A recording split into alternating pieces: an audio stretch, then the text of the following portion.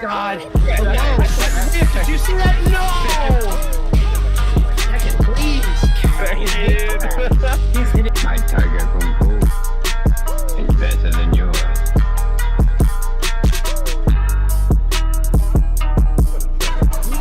Oh my fucking God! What the oh my fucking God! No. Stop! There we go! Oh! And Blackmore moves on to the next round!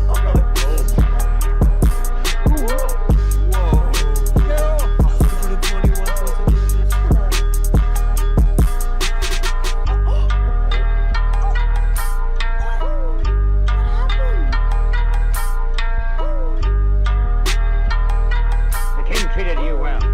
Why do you betray him? What do you want? God! Holy shit, Blackmore, you're kidding me.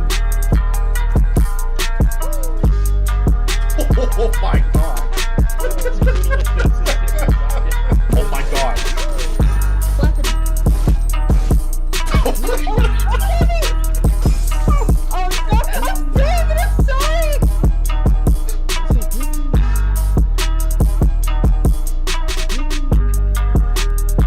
Oh God! Oh my God! Oh my God!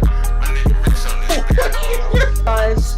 Oh, Slow it down! no! Oh Hey there, Blackmore, and I welcome you to another brand new episode of History Behind the Fighting Sounds, Virtual Fighter Edition. Now I'll be going over one of VF's most unique character of the franchise to me, the monk with many stances on top of his move list, the one, the only, Lei Fei.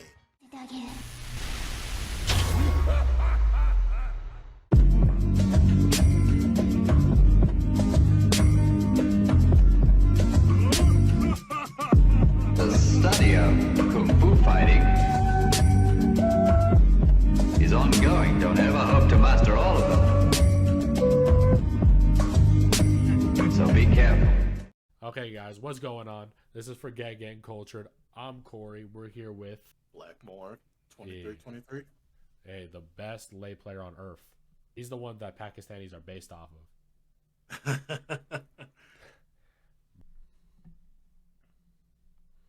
Hey, what's going on? Yo, what up? Nothing much. What's poppin'? Hey, do you want to use a camera or not? It doesn't matter to me. It don't really matter to me, in all honesty. All right.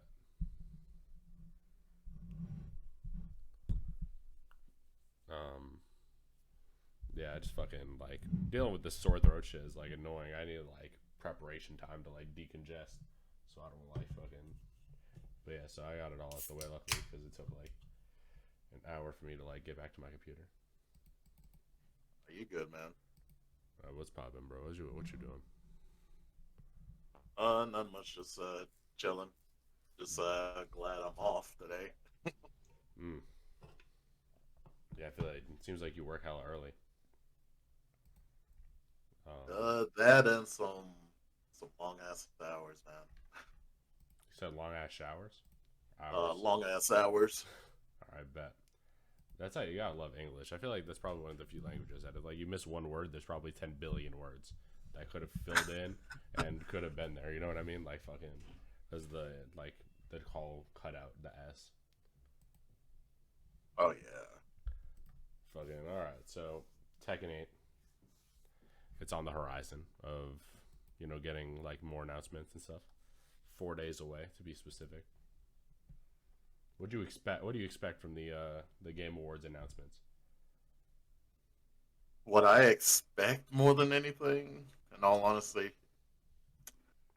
not only we're definitely gonna get probably a beefy trailer more than anything. I have a possibility we may have just a brand new character altogether. They may just show off in that, but I'm hoping this trailer, more than anything, actually shows gameplay. Show some gameplay. Show a little bit of more the other characters on top of that besides Kazuya and Jen more than anything, because That's what I really want to see. I want to see how everyone else just looks in this beautiful engine. I need them to do like in the trailer. I need them to decide what system they're using, like to show it off in the trailer. Like they bounce That them off the too. floor or they tailspin them. I need to see the action behind their bounding mechanics or like the combo extenders. I really feel they're probably gonna stick with Tailspin, but yeah, you're right. I just want them to just show it. It needs Just to be show like it a raw. slow mo because you know how you be editing crazy for like the history behind the fighting style, like fight style series. It needs Yeah. to do like one of those spins where like the camera turns around the spin. You know what I mean? Like if they like bound, I need to see the camera bounce with it, just for like visual effect for the announcement. I need to see them like go all out. Like if it's a tailspin, the camera needs to spin tornado style around this move. Oh, okay, I got you. I got you. Yeah, I wouldn't mind. I wouldn't mind seeing something like that too. But I expect very minimally just gameplay between Jin and Kazuya. To be honest, Tekken doesn't seem like the studio to do it like Street Fighter. Street Fighter 6 is kind of killing. I think they're like next gen reboot in terms of like the next series. They're like doing like a lot of work for like character teasing, like personality, the flavor of the games. So I think it's like really interesting that like I don't expect Tekken to be that series that will do that. They'll just win off gameplay later on. Like this is Definitely usually how see they do that it. because it feels like over the years they're kind of been doing a lot more minimalistic as possible, which has always been just strange to me. Because in the past they used to just go completely all out in their presentations and stuff like that. But I don't know. Hopefully we end up seeing something. But just like you, my expectations is like a little bit low. So I'm just more like I expect we'll probably just see more Jen Kazuya. Mm. Just a tiny sliver of hope they may show everyone, but I'm gonna keep it low. Well, Yeah, I don't know. This game, like for me, with Tekken 7, I thought like the later the series gone on, the worse the game has gotten in terms of like the enjoyability factor, or like I don't know. For me, it's like early like season 2 or like is like probably pinnacle of Tekken 7 in terms of like I don't know, just the way the game plays, I guess. Because I'm really like at season 5, the mechanic's so boring. The guard crush or wall crush mechanic, whatever it's called, that shit's so lazy to me. So I like when I see it, I'm just like, yeesh. This is how we're ending the game off. So for me, it's leaving like a really like especially with season 3's balancing and season 4, like how it's going. yeah, And I'm just like, all right. So with Tekken 8, no matter, because usually what it sets the tone for me is that they go on appearance over balancing, because season 3 and season 4's character like designs have always been cool. Like Leroy, Falkenrum, super like cool looking, I guess. Falkenrum's taste is like acquired. It's a different type of thing, but I think with Tekken 8 it's going to look beautiful. Like it's going to probably look like it plays beautiful, but the game's probably balancing. It's probably going to be the most wild west ass balancing I've ever seen. That's like yeah. I expect I expect as well that the balancing just for the game it'll just be end up just the Wild West as well. Like it's just gonna be bonkers more than anything. Everything else, presentation wise, appearance wise, will it'll always be on point. But I had the same exact feeling as you with when it came with Taken 7, the enjoyment factor. It feels like just season 2 alone was it. Was its peak more than anything, and nothing since then has ever topped it. Yeah, if season 2 like kind of feels like a love story to Tekken 7 in terms of like bringing everyone's favorite characters back, and it's like all right, this is sick. And then like season 3 is like that the boss era. Though, like, obviously, let's not lie, the game didn't come out with, like, the best balancing in terms of, like, Akuma, Geese, Noctis. They all, like, changed the game of how you're supposed to play neutral in terms Yeah, of, like, and it's really, like, And Eliza, all these characters are like right out the gate. You're like, yeesh. Like these characters obviously have a higher skill ceiling than most in terms of like optimization, where you can like play these characters and at the higher levels, you can get like wild fucking wall combos with the side steps. All their pokes are great, but then it's like, all right, they really are set. Like it's been the DLC's kind of been out of the gate pretty crazy, but season 2's were more like season 2 has the most balanced DLC characters they've ever put out. Outside of Marduk and, you know, those characters. Like, you know, Anna's, like, obviously kind of wacky this fucking season, too, but, or the season as well. Yeah. But, they got Lei. Lei's cool. What else in season, like, I guess Julia's whack, too. I don't guess, man, every deal, you know, Lei's the only cool DLC character in the game. Armor King, too. Yeah. I felt so bad for that character more than anything. Hey, season 5, he got really it, had to work your ass off. Yeah, he was like, it's one of those things where I feel like he was just so poke heavy that it was just a change because no DLC character had to poke for the most part. I mean, like, Lei, I guess he has to play. Obviously, he's a normal. We're not even talking about Lei anymore. He's outside of what we do, he's cool. But for DLC standards, I mean, like, what? Julia, free pokes. Marduk, free pokes. You kind of like have to deal with these characters. Well, Armor King first came out. You owned, you know what, his throws, okay. But his pokes are long range, but they're skill based and they're not that plus. And at least they weren't.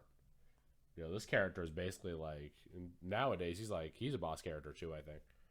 At least in season 5. Oh, he's a big sleeper boss character, I feel like. But many people underestimate him in season 5. You know, it's interesting because as a king, like, he, you wouldn't expect him to be like spacing and whiff punishment based. Like he kind of plays like a Mishima, where a king does not. Though he can do it, that's not really his style. Armor King's movement's so fast that it's kind of like he's supposed to like go in and then back up, and then you're just fucked up. They constantly play like this hit and run type of gameplay. Yeah, that's at least interesting. Nowadays, I feel like every character can kind of play like a rushdown style, and that's what they're like supposed to do in Tekken 7. Now I feel like that's like the goal. Like running 2 should never be plus 30 on block. I don't know who's smoking. I don't know who came up with that. But like I thought drugs were illegal in Japan. Like I don't really understand where they're getting it from. I'm Puerto Rican. I don't know where the cartel is. I don't know what these fellas are doing. Man, they must have a supplier in the black market. Yo, Bandai Namco might be the black market itself. Who even knows? So, did you like Lei's like season 5 mechanic? I don't even know what he got, to be honest. I can't remember. His season 5 changes mainly. It's the biggest plus for him is his drunken stance. Oh yeah, back 1+2. I remember. Yeah. Yeah, it's the drunken 3, 1+2 being natural. And yeah, that's sick. Being completely natural, and what that mainly just does, it makes him even more just scarier up against the wall. So now he literally could just get that free knockdown and free damage off of that. Yeah, and then and afterwards, his spin is the wall mechanic now. Weird choice, but now it's like in neutral. Now you're less likely to get punished for it. The move's like 40 animations long, so if you do it too early, you get launched. I mean, like, as the person fighting against it. Move's pretty cool. It's still so weird to me that guard crush mechanic or whatever, that just for so many characters, including Lei, that it's off of certain moves that you would rarely like use in an actual fight unless you just want to throw off an opponent, I guess. Yeah, and it's like I feel bad for some characters. They just have no like follow up off of it. Like even Ganryu, he just literally just has no follow up after. Those characters have on wall 50/50s is really what it is. Like Kings and Ganryus are ones where like you get the wake up 3 or the wake up 4 as the mix up because you're so plus for like give or take like 20 damage. Yeah, it's not really, at least they're on block, but they're high usually. Yeah. Or some shit. Like, you know what I mean? They're usually hella slow jumping or like high for that kind of like, because I think Panda has the same shit. Panda, fucking King, and Ganryu. Would you rather Yeah, take they an do. on block like that or like an on hit with like Gigas's where it's like forward 3, like a 22 frame move that's an on hit only in -9? You know what? You do bring up a point. I would rather a move that's slower on block that like has that kind of effect with like very minor reward and a very minor risk, I think, unless a low parry. That's a low parry in Tekken 7 means you're fucking dead. Yeah. I guess 12 frames mean you're dead too in Tekken 7 this season. Seems like every character got at least some 12 frame that'll fuck you up. Unless you're like hella classic. Unless you're just a really super honest character that really just has to like, I guess, trick your opponent. Like you have your Kazumis and then you have Shaheen. Like Yeah. they're just so honest and they have to like. It's weird because it's really like, trick you. are they even truly? I mean, like, people say that, but then you got to think, like, okay, right, best lows in the game. We got slides and hell sweeps. Because Then Kazumi on has top of that, that Oki hell slide sweep. carries so far. It's real good. Fighting League players is awoken to me, like, of how toxic that low is. I hate it. Like, the high-level, like, League players, like, the slide, if it's not enough to kill, then you have to guess again. And if you wake up to kick because you know it's gonna kill you if they like do it, you know what I mean? Because like the wake up low sometimes won't kill, and they know that. Yeah. So then they're like, okay, slide and then bait, slide again, and it's like, why? What a bitch ass character. Let me get up. Slide should reset neutral guaranteed. Most characters barely even combo that move. I don't know why. I don't know why they do so much. So much Oki. Oh, with Lee slides, I don't know what it is with Lee players. They just love to be toxic on that last 20 or 30% health that you have. Man, it's different. It's a different game because he gets so much reward. Because if you get hit by the slide and then you guess wrong, you get murdered. Like you died, you might as well not even played the game. You might as well just woke up and blocked and took another slide. At that point, as soon as you get hit by the slide, I honestly feel as soon as you make that wrong get, just put that controller down. Man, it's like watch. Yeah, usually because they have a really good flow chart of like once the slide lands, they start checking shit off, and then it's like now they're gonna do the same 3 different ideas that they would do anyway, because you got hit. Now it's a different game. Now it's slide again, depending on how they react. Fucking while standing 3. There's so many options. So just be like, all right, bud, just don't fucking do anything. They'll just fake the slide into a low parry because that stance does it anyway. It's crazy. It's like they're going through their grocery list.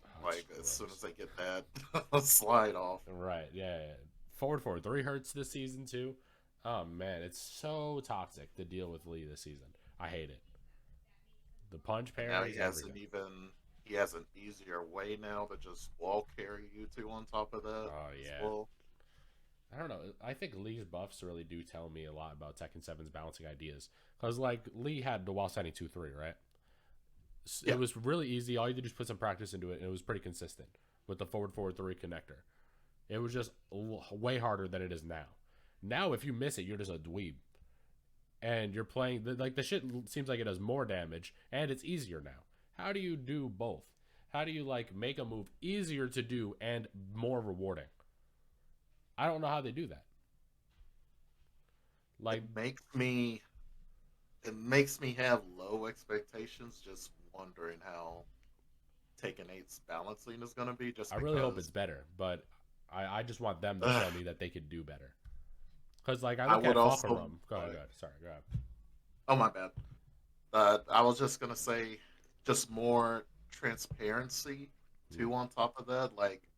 Actually tell us why that changed, because I kind of noticed even other fighting game developers started doing that as well. Even Street Fighter actually has been giving actual reasons into their balance patches now. Oh, we decided to change because of how the way we noticed people were reacting doing this and this sort of situation. I would love if they would be more transparent with that, because if you don't know, the person that's also doing their balance, he was a Taken player as well, back in the day. He was about Mishima Star, right? Mm-hmm. Yeah, and I'd watch Mishima Star in a first to 10. He might as well just step down. I don't even know what's going on there. It makes me wonder: is it literally just him doing the balancing, or is there has to be I more believe there. people? I believe there's more. There has to be because I mean Jimmy J and Bronson were part of the testing team when it first came out. I mean that's why they kind of had like a head start early in tournaments and stuff. So it's like there's definitely more. I just think there's not enough character like with players that can play everyone in terms of like they're on their roster. With Mishima Star, he's probably decent. I don't think he's brilliant anymore as a player. I guarantee he's not. That though if you're a great player, usually that doesn't go away. But you definitely get less sharp with time, especially if you're not like trying to compete or trying to get better. Yeah. Then the fact you end up like not keeping up what's going on in current metas, not as much as what you. Well, he's shaping current metas. He doesn't need to actually like take part in it.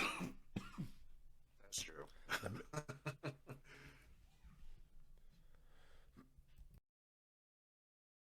Yeah, sorry, just fucking some phlegm to the front of my voice box. I couldn't speak. Fucking yeah, this man's like the fucking arbiter of what is like this is the new meta. And he smashes it into the game, and then we have to like kind of deal with it. I don't know. I think secretly feel sometimes he's probably the one who purposely did that whole hell sweep buff for every Mishima. The worst part about it is that how Michael Murray defended it. That's what I'm scared of. Is that like like that where they'll say something that obviously is really stupid. Like the community kind of laughed when they posted that at them of like, why would you say that? That doesn't even make sense. And then everyone's like, yeah. And then mock everyone. Yeah. Just for criticizing it. I'm like, and then changes it back. It kind of leaves a sour taste to everyone when you see the reaction is like that strong from someone who's been part of the Taken team like since Taken 5, I believe, Taken 5 or Taken 4, and for him to act that way towards everyone on a legitimate criticizing of that, it's that's I feel that was also the domino effect of where it led into even more people like kind of just losing a bit more faith of how the way the balancing was going to end up being going forward. Yeah, it's interesting because like okay, I can understand if you like were big dick like okay, fuck them. They don't think this is a good idea. Who fucking gives a shit what they like? They're playing the game. I create the game, and then walking it back is what's confusing to me. Like if you were really like walking this, it back, didn't say anything. Just walked it back. Yeah, that shit doesn't make sense to me. Like, it's like all right, if you were like really feel about like you guys are wrong, we're right. Then it's like all right, bro, keep the same energy. Why would you walk the back? Don't even bother. That don't even make sense. Just fucking, just hold that shit. Because like okay, right, the buff obviously. You know what that probably was? Mishima Star probably like kind of checked in his sex favor to Michael Murray for that buff. He had like one ticket, and it was like do this and you get what you want. He's like fuck it, I'm cashing in for the electric. Let's go. Because I think that's how they pay over in Bandai, just with sexual favors, like not with like anything legit. At this point, I feel they either have to be doing stuff because it feels like they kind of pay attention to the community feedback like only how I feel, just maybe only like 40% of the time, not even a 50. It's not even over that hump. It's like just yeah, I don't know, I think it's weird. Like I would think like when you're making a game, right, you'd be focusing on like making characters balance so well that if you tweak anything they'd be overpowered, but they're not weak either. Like, you know what I mean? Like that kind of aspect where you make characters, you want to thrive for them to be fluid enough to be too good if you gave them anything. But like with Brian, where he keeps getting new shit every season. Like, why'd you give him a new bound in season 5? A new bound? Motherfucker, that's not even a mechanic anymore in this game. Why did he get a new one? while everyone else just just are stuck with the same thing. You might as well would have just gave everyone else a new one if you're just gonna give Brian a Yeah, new it's one. it's then, weird. though. Yeah, I don't really get it because like it's like all the good characters get new shit. Like when Devil Jin got like down back 2, and then he could rage art off of it on counter hit. I'm like, that's Gigas' move. Why are you glad is he able to rage art off of it? Like it's like down to the frame data. If not anything, it's more plus than Gigas's. And I'm like, all right, why is it also combo into rage art? Who's making the rules? Power creep was like so incredibly strong. Like the past 2 seasons, it feels like there was just like strong power creeps. And they can't really decide how to nerf it either. Like up forward 4 got nerfed twice the same way, and then it got nerfed again in season 5. But you know, with they couldn't decide whether if he gets free stuff or if he doesn't get free stuff. Like if it's a mix up or if it's not a mix up. Because up forward 4 originally used to like knock down and then you just get back 4. And then it's like, okay, Yeah. back an Oki. But then they were like, okay, wait, that's too much. Let's not with up forward 4, and then now they have to guess to wake up or not wake up. And then people were like, what the fuck? Now I'm getting electricked on wake up. Like what do you want me to do? And then like, okay, that's too much. Now put it back to he gets guaranteed back 4. And they're like, wait. That's not okay. New wall mechanic, wall crush. And it's like, well, make your fucking mind up. It's one move. Does it knock down or does it not knock down? I need the answers. Every season. It feels like with Namco, since now they're like entered in this era with the rest of the other fighting game developers, since they always did a lot of their beta testing for the game, which was just it was just the arcades. That was just their beta testing playground. And now that's no longer around really. And on top of that, before Tekken 7 dropped, they even came out and said that, oh, this will be the last time that you'll end up seeing like a one-sided release where it comes out in arcades only internationally and stuff like that. They're just going to do a global launch That all would be perfect. together at the same time. So I think now they're just at that point to where they're just winging it, since now they no longer have their beta testing playground, which was the arcades. That's a good thing, But though. Honestly, the beta testing should be done online nowadays anyway, I think. That's what I'm hoping. Except they make whole different ass do it. games as the beta test, though. Like vanilla would like you cannot play vanilla the same way you'd probably. I think everyone even move faster in vanilla than T7 like now. And then some characters literally just had just ridiculous just wall damage in that. The last time I remember. Yeah, I think that's I don't know. It's an interesting idea, but I'm glad Street Fighter. I don't know. It's interesting. Would you prefer like beta testing arcades or like when the beta comes out, it gets cracked for certain people, and then no one else gets to play it but those people that cracked the beta on PC? That's the thing. It's such a double-edged sword. Oh man, I hate it. Because if they release it in arcades, then we have a situation again. Yeah. Oh, international players is just going to get, I guess, a 2 or 2.5 year head start once again. It's so much time too. Like development time. Like for Tekken, Tekken 7 was my first, but I've played the game so much and like optimized a lot of like the combo routes that I can go and pass Tekkens. And not only is the concept the same, but the combos are like more wacky if you optimize. So it's like I can only imagine for like players when you're actually opening your maximum potential as a player, playing the game and experimenting, just how much of the game just comes easier with time. Like I think Knee might still be the best if the game came out at the same time as everyone else. But I do think that there was a lot of edge because even Pakistan had it earlier than us because they had arcades and stuff. Yeah, that were popping. So like, there's so many aspects of where the big three were still all had the 2-year advantage. And Anakin's still winning. Shout out to Anakin. I don't even like rooting for the big guys, but he got it going on. Yeah, I remember during the time when a lot of them were traveling to a lot of the Wizard World events when they had T7 around. Yeah, that was an interesting time, I will say. So was Tekken 7 your first, or were you playing already in like Tekken Tag 2 and stuff? I was already playing on and off. I've been playing Taken since Taken 2. I didn't Oh. really get competitive with it. Not until around, I want to say roughly, yeah, Tag 2 was when I started like really traveling out. But when I started like playing competitively, like just being an online warrior, really was like Mm. that transition of Taken 5 Dark Resurrection online into Taken 6, like around that Mm. time frame. So I've been playing quite a lot, but it's been on and off.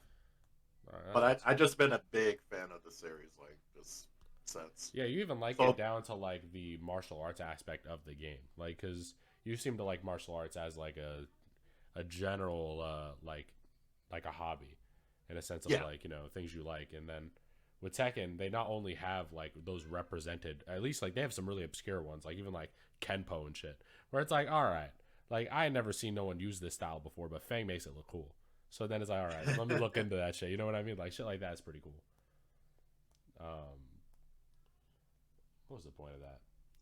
I guess the which point was is what's up? something I've always just found interesting with it. That was another thing that kind of just gravitated my interest Mm, into Taken, really, just because me and my pops always just watch a bunch of old kung fu flicks and stuff mm-hmm, like that. He was a big fan of Bruce Lee, Gordon Liu, like those mm, type of old kung fu flicks, stuff like that. So I ended up getting into them. Ended up going over a cousin's house for the mm. first time seeing Taken, and I ended up getting hooked around that time. I think it was Taken 3, if my memory serves right, Mm. that I saw him playing. But I ended up getting Taken 2, then Taken 3 at the same time, bought for me. Nice. It was kind of the same way. My dad, he like loved Bruce Lee so much that he was actually gonna name me Bruce Leroy, off of the Last Dragon or whatever that the movie is. That's what he was Oh, going to name me, but my mom didn't let that happen. I almost luckily, but Bruce Leroy would have been the blackest part of me, so I would have been sick. My like 1% from being Puerto Rican could now be like the one drop rule. My name's Leroy. What's up? um, but yeah, he like gotta make even sure you have the tattooed Bruce glow. Lee. He even tattooed Bruce Lee on himself. Oh, Fucking, he okay. has like nunchucks and shit on the walls. My dad's like he's like what we would consider like a weeaboo for being, but for fighting, because my dad loves fighting. Like in real life, he's like for no reason. He's looking for an excuse in real life, and I know it. And I'm like, dude, you're like 50. Relax. Why? What are you doing here? That's the reason I guarantee he only goes to bars for the potential fight. I don't even think he That likes sounds drinking like pretty that. much like my dad. That sounds like It's my dad. it's an old school mentality. Like in general, like I notice that older people, when they have that when they grow up in like the rougher side, even their jobs are like lawless. I'm like, how do you get a job in 2022 that allows you to fight? How do you do that? Because like my dad would always threaten to beat up like his bosses, and I'm like, why are you still around? Why do they want you there? Like that's crazy. And just Uh, go in the next day to work like nothing yeah. happened. That shit is like it's so interesting. Like they could get in where they fit in. There's always that part of society that's still around, which is like so funny to me. Um, but yeah, so that started you early. Have you ever taken any martial arts yourself, or like try to practice them?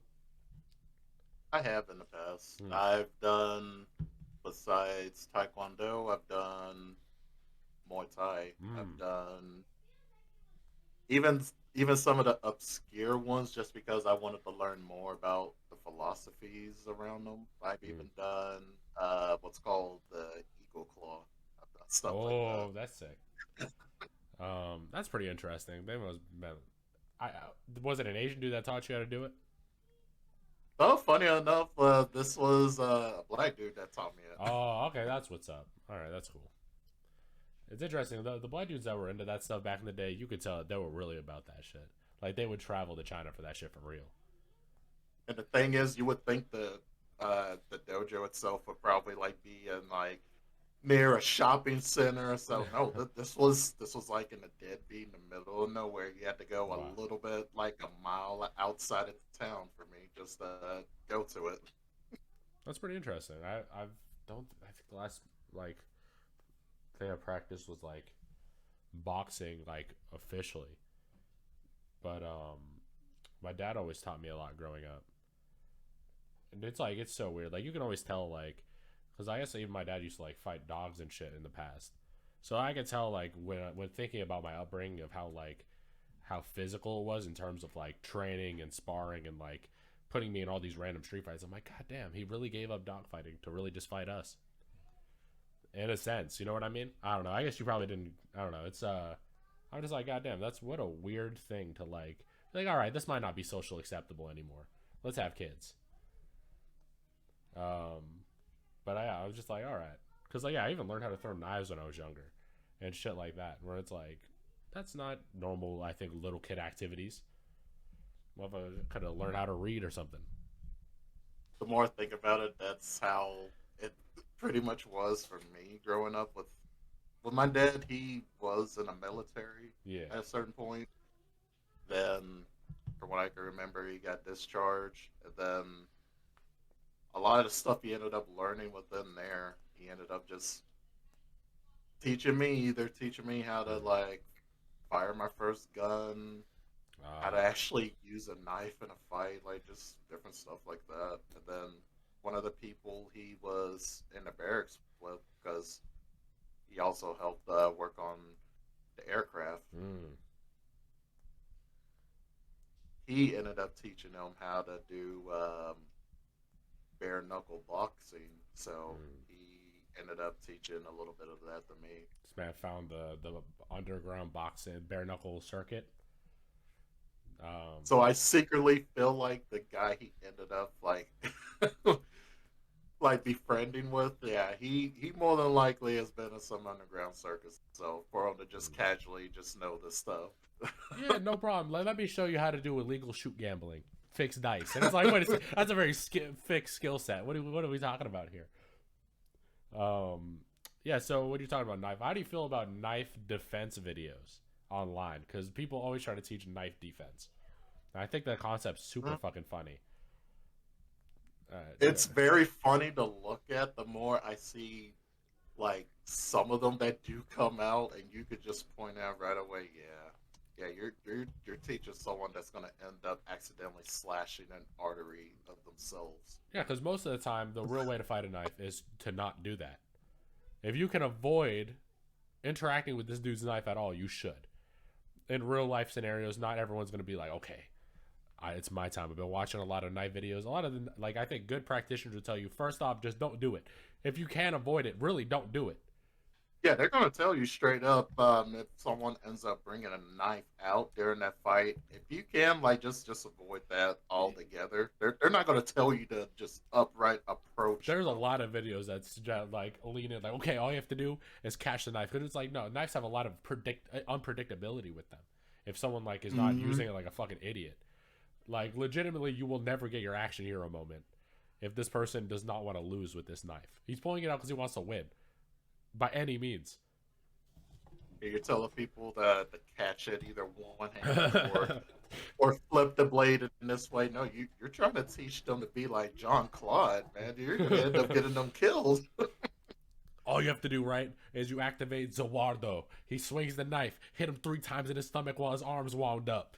And it's like, damn, like, that's not going to happen. Sorry, bro. Like, I love that video as, like, a meme to, like, Dust, where it was, like, anime fighting. It is like, just breaks it down.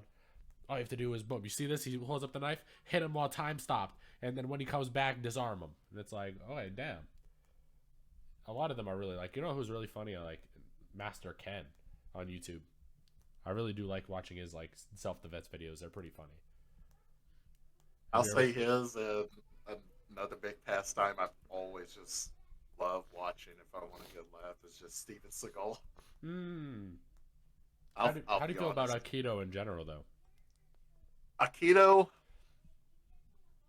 to an extent, it is an actual thing, but with him, he kind of like sours it to a lot of people, he does fat keto.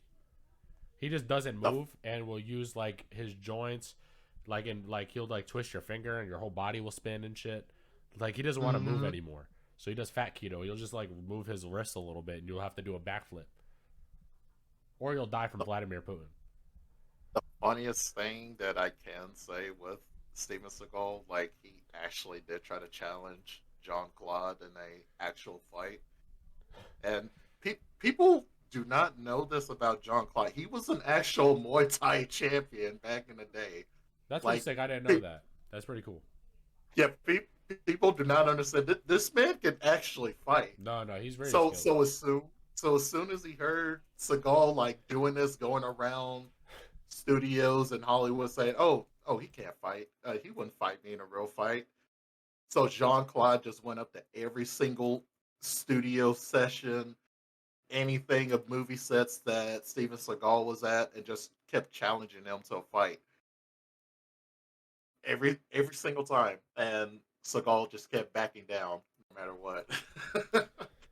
I always just find that story just funny. I mean, I like when you're playing fighting someone. It's like I think there's like a rule, right? If they're real about their fucking shit, they're able to do it as an old man. Like, you could tell someone's grind from the past from how much they're still able to do it without practicing much.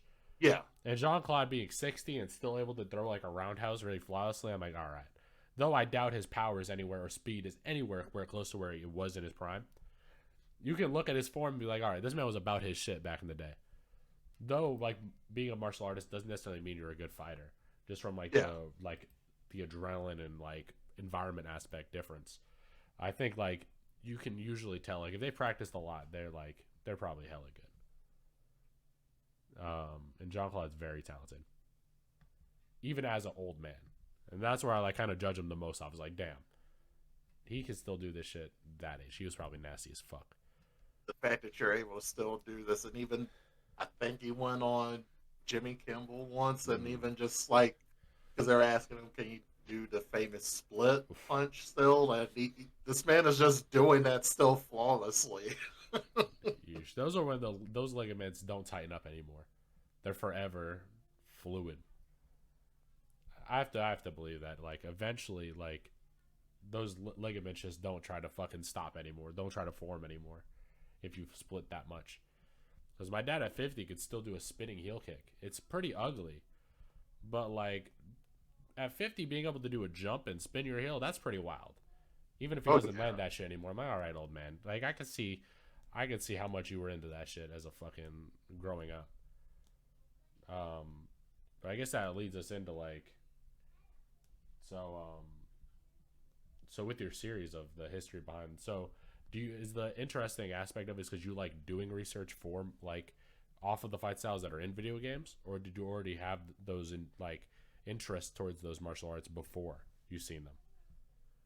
It's a mix of both, is what I would say. I already had interest in them and knew of them, but just being able to like research and like actually dive in and learn about them, their origins, even figuring out their practitioners, those that brought them out the light, make them famous in itself, and then the whole process of even just trying to figure out, okay, let me see who do they get the mocap this for taken, if there is any mocap at all on that single character. And that's the interesting aspect I will say that I did discover throughout researching a lot of this for the series, that Harada has came out and said there is motion capture, but not for every single character.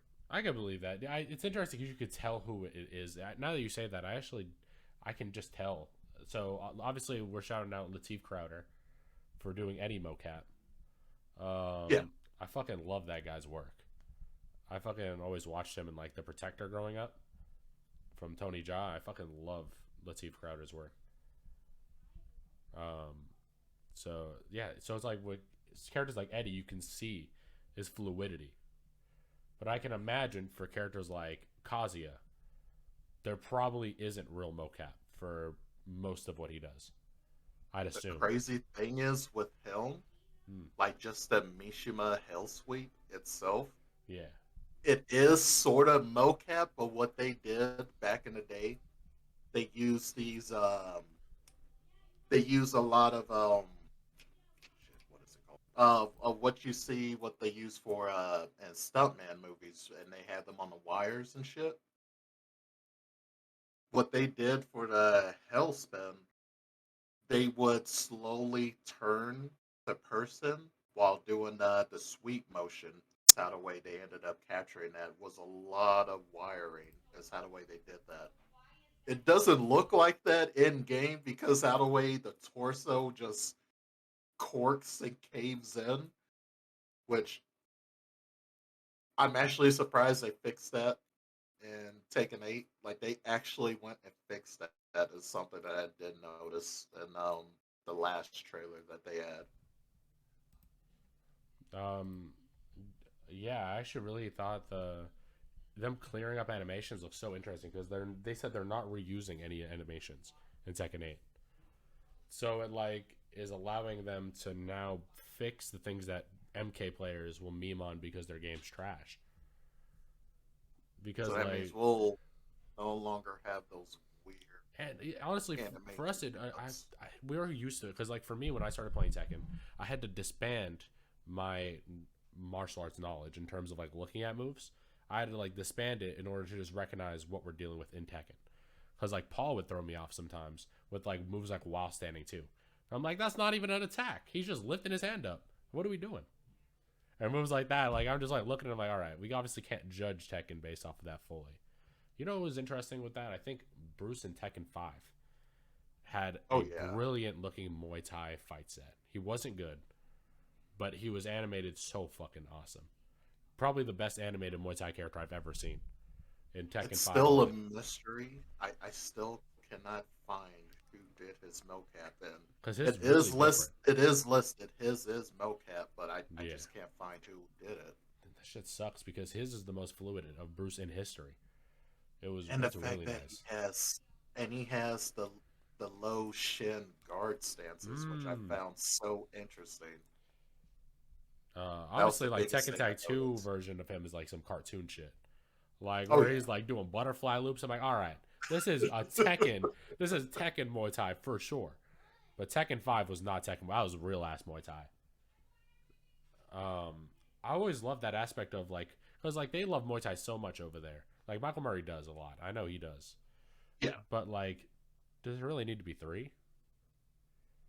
That's like, the biggest thing I never could understand. The fact that you guys are trying your hardest for some reason to just get rid of Bruce, which I didn't understand, to the point to where you literally had to technically have 3 characters to try to replace him. It's the Irving effect.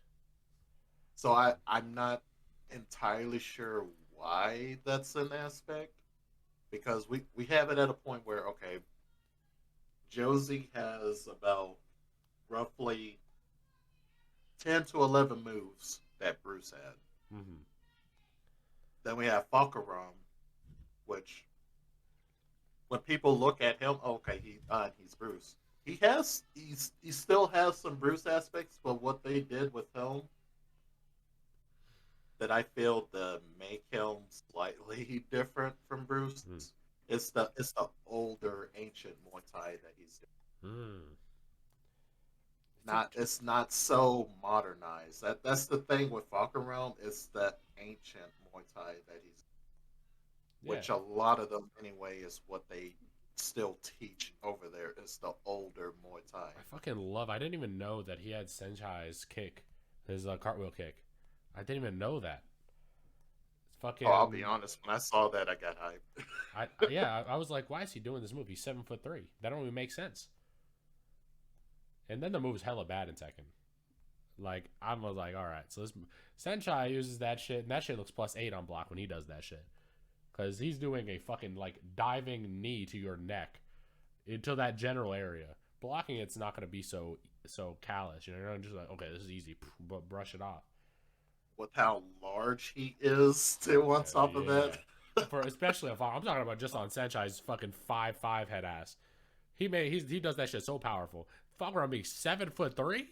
Nah, his muscle, he must be at least like 400 pounds, like 300 pounds pure bone. The motherfucker has the bone density of an elephant. He's really He's really there. I don't know. He's fucking obnoxious looking. Yeah, I hope if he does come back and take an eight, they really got to do something about that body Well, proportion. he's like a prisoner in this. Why is he so polite? It bothers the shit out of me. He doesn't have the mannerisms or the fight style of someone who's been imprisoned his whole life. What's so weird to me, it feels like it's a combination of them trying to do Baki, and then on top of that, something that you'll see from Tony Jaa, since he does have a movie where one of the characters is literally a prisoner. Yeah, Ombak, right? Well, Mm-hmm. yeah. So I'm like, okay, you're getting these influences here and there, but God, it's that body proportion that still throws it off for me. His politeness and everything, it threw me off until I started seeing his backstory, which that's another thing I will mention. I don't understand that all of these DLC characters, especially if they're legacy or even just brand new to the series, you could at least put their introduction in the game. Yeah, what's weird, you have to look it up on the official Bamco website. Yeah, interesting. Just to get their backstory. And with him, his whole ordeal, okay, I'm a prisoner to the Thailand government. They want to use me to just throw me into the King of the Iron Fist tournament to take down Heihachi and the organization. But the only way I can get my freedom is I gotta enter this tournament to be able to see my wife and kids. He has a wife and kids? How do you have wife and kids and look like that? The dude got literally attacked by a tiger or some shit, literally. And then he also got struck by lightning, literally. When I look at him, it's like, man, I'm just surprised you have like a wife and kid. And this whole time, relationships. I'm like, damn, how does he do it? I'm thinking this man either just belongs to the jungle or something when I look at him. That's a character like archetype that they should like show in his intros and his like in Tekken. I feel like that's where they really suck in comparison to like DOA. Where like DOA, what they do really great is their character personality differences. When they do moves that, even if it's like a common animation for everyone in the game, it's not with specific characters. They'll always interact with something differently. And it's expressed a lot more. And it's in their personality where they don't give a fuck. Like, okay, like I'm just going to make up an example, but this is what DOA is like. Like, okay, with the dolphin in DOA 6, right? When you get like road on top of their heads, like it would be different for like fucking like, what's his name? Fucking, not Raijin, that's not his name. Fucking, he's like the evil villain. Where he's like, where he like, if he was riding on a dolphin, he'd be like, "Hurrah!" and he'd stomp his feet and get off the dolphin or some shit. Where he's not a pussy, he wouldn't be like, "Oh, I'm on a dolphin." He'd be like, "Fuck you, dolphin, get off me, bitch." It's like, damn, like that's like the difference. But like, I think like with Tekken, that's what they should steal. With Tekken 8, they should make every wall break should be different for each character. Like their animation jumping off the wall or getting down there should be different for everyone. That'd be so sick. Like, or like any mechanic, or like maybe even steal their environmental aspects of it, where like they have windows, where there's a wall that's unbreakable, but there's a part in it that's a window that is breakable, or like different aspects of the environment like that. Where like DOA is a little cartoonish. I don't know how in depth you are with like how crazy they are, but like it's pretty wild. No, I'm pretty in depth with how the way they go into with DOA and even a little bit with Virtual Fighter 2 as well. Because man, at one point Taken used to do a lot of this stuff. Like a lot of those characters, like their intros and stuff, there would be character specific ones, stuff like that. Like the craziest thing that I do remember with let me give you an example. Like with Taken 5, I always thought it was funny that they had Bruce Irvin and Steve Fox have like some sort of rivalry. And with their intro, you just have Steve, oh, you do Muay Thai? Man, you're just an old man. You can't beat me. and so they're just talking shit to each other for their intros.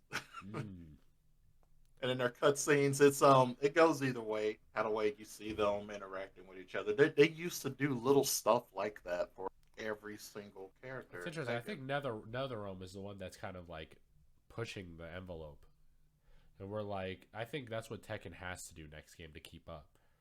Like what Tekken does that they don't do is like, yeah. Nowadays, like it's every character should have an interaction with someone else. These characters have deep relationships. Why is it not shown in the game? Like where like Jin and fucking Xiaoyu's known each other for like 14 years or some shit, like some crazy ass number that they've known each other. There is no reason for them to be like strangers when they're in the game. I don't know. There's like levels that fighting games not even reach shit that I think is like actually even like asking for too much. Like even like I guess they already do that with Ganryu and Julia. In game, it changes with their relationship where like certain moves don't even work on that character. Why do they go that far with certain characters that are irrelevant in DLC? But they don't do that for any of the new characters. They had a pachinko machine or a Pachinko machine. I don't even know what the fuck they call it for like that. Where like they had like Claudio's backstory or like helping. He was like doing devil research in his library, like his fucking library. And it's like in Tekken 7, you would have never even known that. You never even knew he had a laboratory and a big library back there. Yeah, seeing stuff like that is what makes me upset that they really didn't even bother to expand. And then I'm like, oh, you have Claudio and Xiaoyu, like their endings are extended upon, and they're actually like taking on devil in real life gambling games. I'm like, you serious? You went to this length and you couldn't even do that for in game? It sucks because it's literally within the Tekken 7 engine too, and everything. Like it's literally like just porting. That's why it's like there got to be some deals or something behind the like in the background of why these things are not allowed to happen. But they need to cut that shit out. That's why I feel like there's no longer excuse that they can make that, oh, well, we were on a tight budget with Tekken 7, so we had to go back to basics. Like, okay, you got the money. You got the money. The game even outsold Tekken 3, which many people didn't even think it would do that. Like now it's the point you have no excuse. Yeah. No excuse at all. It's like Tekken 8 for me is going to be if I stick with the series or not. I like the game, but I will start directing my attention elsewhere if they do not fix what I like really bothers me. Like because like with obviously some of it's rooted with Gigas because of how much he's the only character I really like playing, but I don't like working harder than everyone in like a lot of matchups. Like Gigas has a lot of bad matchups where it's like not in my favor. And it's like I hate having to work so hard every time I want to win. Cuz it's a lot. With Gigas, I don't understand either with what their goal was in mind that okay, you do all these changes for every single other character, but with him specifically, oh, we're just going to barely give him a bone or not even a bone. On top of that, it's just half of a bone. It's so weird because it's like every time they buff him and I like look, I play the character so much that I kind of just can tell how much it would affect him just off of like looking at it. And I'm like, all right, like I saw the new low they added, and I'm like, all right, irrelevant. The low that they gave him, because like one of his weaknesses to Golem is that he didn't have a low, which like or like he doesn't have like good panic moves or something. So like my idea is that maybe instead of like his wall bouncing push. What if he just had a push that was like range 0, but it just pushed them to range 1 or 1.5? It does no damage, but it just will check them a little bit and keep them at a range that's a little bit further than normal. Or something just has like moves where like it kind of covers what he's weak at. Like maybe Golem has like a 1 damage hitbox where the low will touch the ground. Like his fist, like when he activates the stance, it'll hit the ground. Just for like fucking +4 or something. All I'm asking. Because Julia has shit like that that's a launcher. But I'm just asking for like minor quality of life. Just minor plus frame changes. Like his down forward would be 14. Hella long range. But it's like -6. And I'm like, alright, so anytime someone blocks this move, they get a free entry into my zone. for the most part. It makes you feel like, okay, so what is the point of the character if you guys keep doing this and that too? And then they keep And giving not other and characters not that shit too. Like Fakaram getting a charge. That guard breaks. I'm like, alright. Why does his guard break though? I guess it's like harder to set up with him in terms of like, Gigas gets free wall charges or whatever as like his thing. like, I'll be honest, I would have thought Gigas would have more of those moves of what Fakaram has, just because of how the way Gigas has been introduced to us. Yeah. Supposed to be. I think it's interesting too with Armor King. They keep making his shadow step it's a lot like Golem, where it's like, except it's very fluid, and that's like the difference, is where it's like a crouching stance that has like a bunch of good options, and then you can crouch dash out of it if you press down forward. I'm like, that's such an interesting idea, but like Gigas has like no cancelable shit within his moves. Like his back two, you gotta make the 40 frame read. But like other characters, I feel like they'd be able to do that risk and then cancel it as like a way to keep people guessing. And we kind of have to just let it go early and get punished if we do want to like guess. I don't know. It's a weird challenge changes, but they have a lot of characters they're gonna have to really clean up, and there's some I can tell that they may not come back. I already feel Gigas will come back just because they still have to finish off that story between him and Katarina would be pretty interesting. Those two, they need to expand upon that. Is what I really want. I think I remember me and one of my friends fucking back in the day were like plotting on a Tekken 8 Gigas and reveal. I think it would be super sick if he was like in like a tube or whatever, and then like the power shuts off in the building because of like a fucking laser beam or some shit, and then he's like technically free from programming. Because I want him to be half sentient or some in the next game. Because there's no reason that he was kind of showing sentience in his like character trailer, like with Katarina. Yeah. So then it's like, okay, in Tekken 8, he should be way more coherent, or maybe even have like moves that are not great. Like he has like, because he taught Katarina how to fight. So you would assume he was mostly a really long-legged fighter in his real life. And I would think it'd be really interesting for him to try to do like moves like 3-3-3, but like fail at it. Or like have worse versions of those kind of moves, just for character building aspects. I don't know. I think of that a lot. That's actually an interesting idea. I never thought about that because, like you said, we've already been seeing semblance of them trying to lane it, but they're just so afraid to pull the trigger for some. I don't know. Yeah, it's interesting because I feel like they don't even know what to do with him much. Like, I've seen like a lot of community, like they try to like give him ideas and then them like disregard basically every idea and just do what they want. And I'm like, all right, well, how are these things supposed to help? Like when you give Gigas a low from Golem, how is this low supposed to help? The low is a 0 on hit and negative 19 on block. What's the logic? I don't understand. Like they give these characters that they don't know what to do with moves that are so risky and then they give them a high string after. And it's like, okay, what's the fucking point? I don't get it. Like a lot of the moves they've been giving everyone is just either they have to be afterthought stuff to where, because I still feel like it's that way even with the guard crush mechanic. Like it's an afterthought. Yeah, for sure. I told one of my friends, I don't know if I said it on a pod yet, so I don't know if this would be redundant, but I said like if I gave my mom a mechanic and I was like, here, make the new Tekken 7 mechanic, she would come up with a wall crush. If you gave her all of Tekken to look at, say, make me a new wall mechanic. And then they're like, all right, that's what someone who has no idea what to do with a fighting game would come up with. I don't know. It just seems like that kind of an afterthought where it's like not really creative. They're just like kind of string us along. Like, okay, we need to come up with something quick to just to hold people over. End up the season 5, I guess. Let's just let's come up with this within probably not even a couple of days time. There we go. Yeah, now good luck. Tekken 7 is one of those games that I feel like if I were in charge of it, I would have made the beginning of Tekken 8, like the whole idea of leading to the announcement. I would make Tekken 7 be like Tekken 7 Cross, and then it would be like a bridge towards Tekken 8.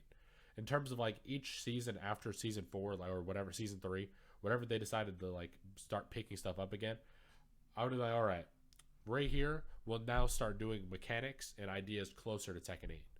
And it would be like changing the games towards the next title. Because the game's been ongoing, so it's not like we're not used to changes. Yeah. So I think like those ideas could be pretty interesting. Which was something I was hoping they were going to end up doing by the time season 4 came out, because by that time all of us already know, okay, it's obvious they're working on Tekken 8, we just don't know when. Yeah. So we would have thought we'd see maybe a look behind the window of what they're coming up with, like what they're gonna probably implement for Tekken 8. Nope. Like imagine the stages where like the stage itself, like they put out DLC stages that have characters that are going to be in Tekken 8 in them somewhere. That'd be so cool. Like an idea where like on round 3 of this specific stage, if it's less than 10 seconds, the waterfall will shoot up Alex or something. Or like just an idea of these characters that might be in Tekken 8. Where it'd be like interesting for people to like the Easter egg people in the community that like are really popular, by the way. Like people like Please Buff Gigas and shit who make really successful videos. Even your videos gets a lot of views. Like people that love looking at the aspects of backgrounds of Tekken 8. I mean Tekken 7. And just things like that. Giving those people something to chew on. And then it would like feed the whole community when these people find stuff. I don't know. I feel like they're missing opportunities. That'd be pretty important. That's why it makes me wonder, are they even fully aware, or they're just, I don't know what's the word, I guess, oblivious to it? Yeah. I know what you mean. That's what I constantly think about. I'm like, there's no way they're not aware that people want this stuff. And even me and my friends even discussed where it's such an easy slam dunk for them to where they can also implement not just that, but then every single legacy costume that they from past games onto crazy these that they didn't do that. It's crazy because like Yoshi, why does he have 7,000 presets of costumes that are in Tekken 7? Why does he not have every Yoshi costume? Why are all these characters not have these options? I don't know. It's like that's why I'm saying Tekken 8, they have no excuse. They have to get it right. They're like it's not even an age thing. They've been around forever. Now it's time for innovation. And I guarantee you, we're probably going to see Yoshi drastically. I would love to see like there has to be a good costume. Hentai Yoshi is not my type. I think like Yoshi players that actually like Yoshi's design in Tekken 7 makes people not play him. People think he's cool. I think it's his outfit that makes people not play him. And then it leaves like players like iMusician to make outfits cool. Or cooler than they are without iMusician existing. Because I've seen him discuss so many times on his stream that he said he would love if they would have re-added back his Tekken 4 outfit, that beetle looking one. Oh yeah, all of those are like very. That's why I'm like they're everyone's different tastes. Let people choose their taste. Why like in a game like Tekken that's based off freedom? Because no fighting game ever plays like Tekken plays. Tekken's like grasp of like spacing and neutral and up close and stepping is different than any other fighting game you can play. So it's always weird to me that they restrict ideas, like with the wall jump overs and shit. Whether like this aspect has been normal, but now we're erasing it, and it's like, why are you erasing it? What's the point? Because you guys can't fix a few fucking infinites. Now we have to erase a whole mechanic that everyone uses and been using since like Tekken 5. I don't know. It's like hella weird to me. Like that's like their resort to getting rid of ideas. It's just erasing them within one patch. But I guess I want to try to like finish off the conversation with like discussing your favorite martial artists, like in movies or like real life, like your top 5, top 10, if you got that list. My top 5, it right off the bat, it's just gonna be Jackie Chan, just because. Yeah. Classic. Besides all the crazy stuff that he's done and help it, I just love how far he's willing to go just for his craft. That man has put his body through the ringer, and it always just impresses me. Like, just how far he will go for it. Like, he's a perfectionist, which even that was already scary enough for Hollywood to deal with, and they already said, "Oh, he's unshareable," so they just can't even do anything with him. Like, that's how crazy it Yeah, is. they their choreography is a play-by-play based choreography where they'll do the scene 100,000 times and work out what they want to work properly. Like, they have an idea of what the scene's going to look like, but then a lot of it's kind of improvised within the moment. Yeah. Which is obviously hard for, like, Hollywood developers or, like, directors to be okay with, because for them, they like scenes already having been thought of and just finished within one, like, maybe 2 shots. But Eastern Asian movies will be like 6 months periods of them improvising a single scene and working it out until it's perfect. And then it's like, all right, well, they obviously don't like shit like that, but it causes the best choreography ever. Like, Jackie And Chan's it makes movies are the always fights look so fluid. Oh, yeah. On top of that, I hate cuts. Like, I think with, like, oh, I hate martial that arts too. movies, So a much. cut, it could be okay if it's done well. And if it's like the scene, if it carries the motion over, if it shows it from a different angle, cool. But when they're doing scenes like that and then, like, the camera's moving and it's dynamic and all these fights are going on at the same time, I'm like, all right, I'm there for it. What's up? Like, super cool. I judge every movie if they, like, cut a move and then it, like, looks so shit the next cut, like showing it from a different angle. There should be no form problems ever. I'd never want to see, like, in, like, Ip Man 4. I don't know how you feel about the Ip Man movies in general. Uh, I'm a bit mixed, because there were so many jumps on certain fights, like Yeah. so many cuts, which I didn't understand, like, what happened. How do you feel about? So for me, like, how I feel is Ip Man 1 is the only really good Ip Man, and then all the rest are superhero movies. Ip Man 2 is good too, I think. That one's passable. Ip Man 3 and Ip Man 4 to me are superhero movies. They're not like Yeah, martial arts movies. those three I don't really consider them either. Ip Man 2 is somewhat passable. Ip Man 1 Yeah. to me was perfect. Yeah, exactly. That's basically how I feel. I really like the ones that had, like, Daniel Chen, I think is his name. It's like, at least there's one. It's called, like, what is it called? The Road to a Master or something like that. It's like Ip Man Final. That spinoff. I know. That the first one is great. With Daniel Chen, he does a great fucking job. I really like that movie. And then the one they made later is also a superhero film. It's like, I don't really understand, like, with, like, Ip Man, what they did right is, like, the cinematography is so beautiful. Like, in moments in Ip Man 1 where, like, you've obviously seen it a lot, I'm sure. Yeah. Okay, you remember the scene where he goes to hand the flag back from his brother dying, right? He gives him back his kite that he saved. Yes. And then he lets the kite drift away. And that, like, when I noticed that, I'm like, damn, that's crazy. Because the kite represents his path on how he was before at the beginning of the movie and where he's at now in his road. And actually showing, Yeah. okay, he's willing to let that go in order to grow. And it's so crazy. I'm like, damn. It's brilliant. I would say not only Jackie Chan, my other top would be Jet Li, which Yep.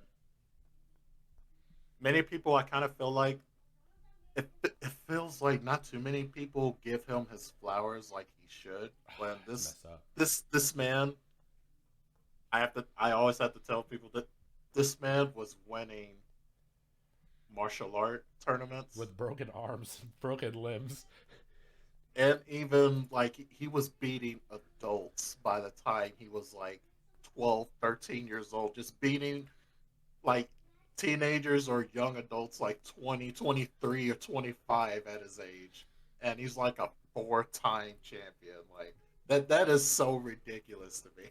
Yeah, he was like, it's pretty fucked up because you can always tell how talented he's. Like, his movies are really fucking great. Like, The One is a brilliantly shot film, and it's shot like 1 year after The Matrix, but it has like that level of quality in terms of special effects, the slow mo. I'm like, damn, this movie did that because Matrix 2 didn't even do it as good as The One. In terms of like any Matrix after the first one doesn't obviously do it as well, but like where they have like fucking the one from Jet Li's crazy. Then they have the Fist of Legend is like one of my favorite martial arts movies ever. It's such a good rendition of the Chinese Connection. You get to see the It's great. how fights, and with the one I always like to point out to people, which is still so interesting. It's such a weird fucking concept where if you kill different parallel versions of yourself, you become stronger. And then you see the contrast in between of how each and every one, well, mainly the main two, of how the way they actually fight. Yeah, and it's different. It's different as well because one had like a military background and one was like kind of a convict, and it was very like and them even filming at the same time where it's like obviously not Jet Li's fighting, but it almost is hard to even recognize during the scenes because of the just how like fast it is. I think another one that's really great that Jet Li does is like obviously the ones he did in America. You know, fucking Romeo Must Die is a great one. And then Kiss of the Dragon, yeah, as well. Those are brilliant movies. I fucking love them. And they were like, I saw an interview of Jet Li when he was like, where he was like 60 or something. He's old as fuck now. And there was a lady that was like, how do you feel about that you bring some of the earliest Asian and black like movies, like you were one of the first to put them together as allies and like friends. And he was like, well, you know, a lot like our daughters, like putting women in the front because our like they're the future. Like my girls, I only do certain movies if my daughters even want me to do them. I don't even want to act anymore. And I'm just like, it shows like his level of thinking is like he's really not conservative as most Asians are in terms of like thoughts and like. No, he's really, that's the crazy thing too. He's really just more about like seeing his kids like actually grow, and more than anything, he's not even all about like restricting them. Yeah, so even his movies were like at the time, obviously in the 2000s, I would say even now there's still like there's obviously racial tension from like I think most of it's like media driven, but like Jet Li obviously didn't really give a shit like that. It was like obviously setting an idea where it was like not everyone's a bad guy, where you can trust people even if they're like your seen enemies in your head. They're obviously not if you get to know them on a person level. Oh, there was controversy too, even during that time when he played as the bad guy for his first film in Weapon. Like it caused such a stir in China, to where they're like, "Oh, why is he a bad guy?" Because he's always been looked at as like, you know, the hero over there. So it was such a drastic change to them over there. And Jet Li he has the stat of knowing like he knows all like animal styles or like something like that as like a stat where he like knows every animal style at the age of like 9 or 10. He's learned all of them very fluidly. And shit, like he's a really great like actor, like director. Like I like a lot of his movies, like Bodyguard. A lot of them are great. Like I like martial arts movies where the character is naive, where they kind of start out like Tony Jaa has great movies too. I really enjoy his movies a lot. Yeah. Iko Uwais does great movies. I didn't even know how close, like, the Philippine. I don't even know what the Philippine. What is it? No, they're Indonesian. I forgot how close Indonesia, like how they were like colonized by Spanish countries. Because I'm like, damn, they sound Spanish to me. I'd be confused. Damn, even that I didn't even know about either. It's like so cool. I enjoy a lot of like martial arts movies. They're great. So who's your number 3? We got Jet Li. Number 3 is Sammo Hung. Oh, fat boy, so quick. And I tell people like he is so underestimated. Like Like I tell people, have you ever seen someone of that size like move like that? Fucking Bob. And I tell people, yeah, that's the sole inspiration behind Bob right there too. And they're even doing, he's doing similar moves that he did even in Project A. Let's see. I haven't seen any of their similarities. I don't really watch Sammo Hung like a lot. I watch him really early, but I feel like people would disrespect Bob a lot too for no reason.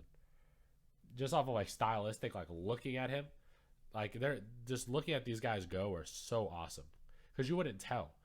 Like Sammo Hung, if you were just looking at his hand speed, you wouldn't like if you were just looking at his arms do shit and his legs, you wouldn't think it was a super fat dude behind the body.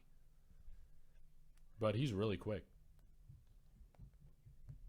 Back then, I always found it interesting. Him and Jackie Chan went to the same school. Like he's Sammo Hung is Jackie's senior. Wow, yeah. So that's another big reason you saw like a lot of those two always like mesh so well. They already like studied under the same teacher. Damn, yeah. And you can always like see like he's so willing to make it a joke too, because he knows like the reason that he's fat is not because he's lazy. He must have a thyroid problem or something crazy.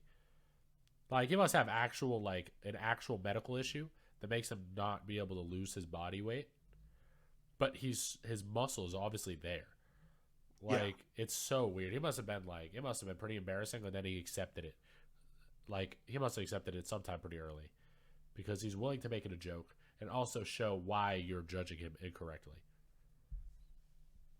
That's what I always really like that. Say the other that would say after Sammo Hung would probably be Gordon Liu. Interesting. I don't really know who Gordon Liu is. With him, he's from your early days of a lot of the kung fu flicks like the 36 Chamber. Okay. Is he the main character in that, or? Mm-hmm. Oh, okay. I know what you're talking about. That. All right. And funny enough, he's the one that you saw in Kill Bill. He's Pai Mei. Wow. That's him. Yo, shout out to him. Is he actually like so with a name like Gordon? Was he like Chinese American or something? With him, he's fully Chinese, but he just happened to have an American name. That's okay. the thing.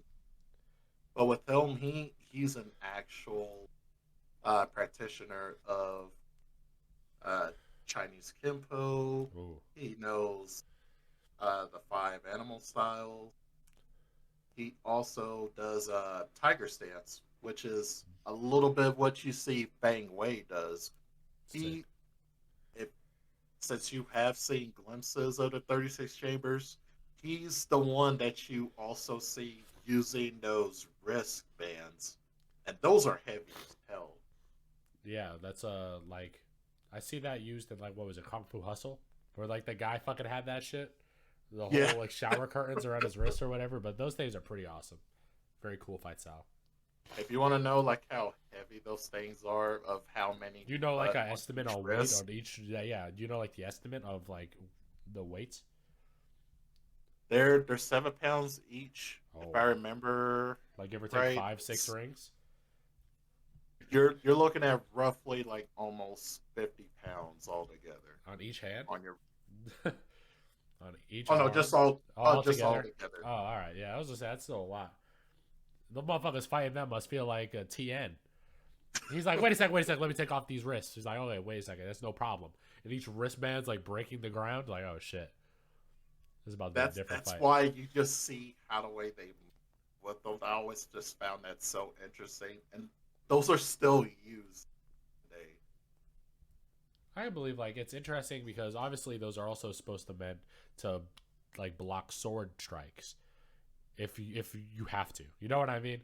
Like they're meant to block blades and shit while also maintaining some like fist play, which I wish would get more representation in like modern sword games. Like if Dark Souls had a weapon like that, that'd be sick as shit. Or like any modern like slashing game. the only closest thing I've ever seen use that is maybe Neo 2. Oh, interesting.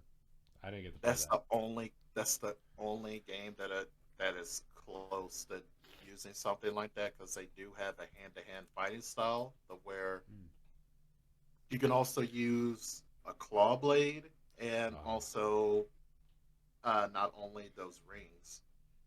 And in that I found interesting, they let you use the monkey fist fighting style. Interesting. That's pretty cool. Damn. Have you ever seen a game Shaolin vs. Wu-Tang? Mm-hmm. All right, cool. All right, he's in the club. That's how you know. Motherfuckers that are Shaolin vs. Wu-Tang that know that game, they're like, all right. Those games on Steam are fucking really cool. Which I just, man, seeing those games, God, it's such a love letter, man. Yeah. You just instantly just point out like every single character. Okay. The guy mocaps him himself too. So I really that's the biggest thing I heard too. They got the mocap for him too. Yeah, it's one of the fighting games where like you don't block, your characters dodge and like parry and shit as the block. If you hold back, he's like, whoa, whoa. He's like fucking dodging and shit. I'm all right. I can't even tell what block frame I'm at for like frame data wise, because like he's fucking dodging it. So I think that's like really interesting for like it's such a big homage to like the screenplays and shit that you'd see. That just like another big character I would say, well, another martial artist I would say that also has my interest that I always just thought was cool, even though he always just played a villain role. Bolo. Oh yeah. I seen him. I think it's always interesting how buff he was for the time. He was definitely on drugs, right? Oh, with him, like Yeah. I remember watching an interview that this still shocks me. And so many other people that I've seen. He's not really that violent in real life. Oh, like yeah, of course the fighting style that he like normally uses is wushu and tai chi, which people said, like he even said himself, people wouldn't get that from him with how big he is, but no, he practices wushu like since he was a kid. Wow, so it's more of like a defensive type styles that are not meant to be like offensive. Like, yeah, that's pretty interesting. Obviously, when you're playing a villain, you can't use fight styles that are like pacifists in a sense of like where they're not meant to be like, yeah, like this is I'm ready to fight you. Let me pull out my Tai Chi style. Like, no, it's more of like if you are ready to get attacked, it's like, all right, it's to my defensive style, moving with the movement. Which was something that, like during those times, you never really would have thought about that when you look at him. And during those times, he was considered like he was nicknamed the Chinese Hercules. Just wow. Yeah, he was that beloved over there, and still is. You should see his son. Yeah. David Ewing. It is crazy. He is such a spitting image of his dad, and it's scary. The ball has a big head or like a big smile or something. I can't tell. In my head, this motherfucker got like a cartoon head. I can't even like. I can't fucking envision him with a normal sized jaw. I remember he said during Enter the Dragon with him and Bruce Lee, like many people wanted him to like those two to actually fight offset. And all they did was a sparring match. He wanted to test his wushu against Bruce, and he said with him, he's never seen someone like of that size move so fast to where he said he nearly got decked in the face if he wasn't fast enough of just blocking. Yeah, shit's fucking crazy. So, how much of the Bruce Lee thing do you believe? Of like, because people go as far as like to like almost supernatural level when they like depict him. How much I believe? I want to say at best 70%, just because we all know how people that Yeah, we know that. But even just from what we've seen on film, training videos, and those that were there with them, like I've watched countless interviews where even Somo Hong has trained with them and seen how the way he's fought. Some of those fights that I really don't believe is the ones that you hear of. Oh, okay, just this random guy just showed up on set wanting to fight him. Mm. Those are the ones that I feel are very fetched hell. Yeah. Usually, There's only one that was real, and that was an actual Muay Thai practitioner that did show up. I think, like for me, is I'm willing to believe for the most part, because like it's not like he was like. It's not like he was ever like afraid to show off himself. Like he was basically around some of the best martial artists of the time period, and they all were basically wasn't like, afraid. yeah, they're like, no, he's pretty legit. Like no one has ever walked like this guy's a fraud. Like Quentin Tarantino paints him as like this fraudulent ass fighter, basically. And I think why Quentin just has such just a hate boner. Yeah, Bruce is just because Bruce really wasn't willing to like just take Quentin's shit back then, because how the way Quentin Tarantino was as a director, from what a lot of people said, he's a hell of a good director, but Yeah. man, he was such an asshole behind the scenes. Quentin Tarantino directed one of my favorite martial arts movies, The Iron Monkey. I didn't know he had his hand in that, but it's a really good movie. So I'm sure That one I didn't know during the time he had a hand into it. I've always heard that he had his hands into it, but I just didn't know how much. it's a really great movie. I love like even the English dub of how it's like really fucking terrible sometimes, or like the ending of the movie where they fucking kill the girl.